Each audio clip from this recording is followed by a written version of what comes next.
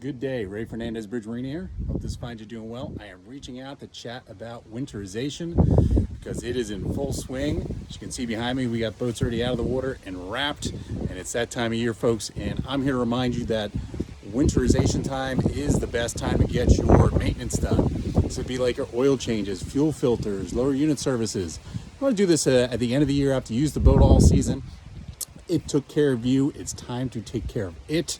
The other reminder is during the winterization process, we're going to provide you a rather extensive, follow-up or review list of your entire boat, which we're going to go through whatever maintenance or upgrades or repairs it may need. And over the winter is the time to do that stuff. Don't wait till spring. Don't try to do it in the summer.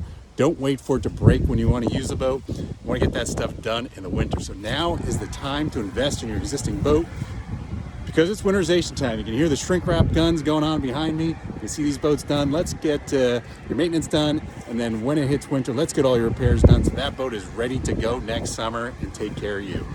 So thank you very much for doing business with us. We look forward to winterizing your boat and taking care of you this winter. Reach out with any questions, comments. We look forward to seeing you soon. Take care.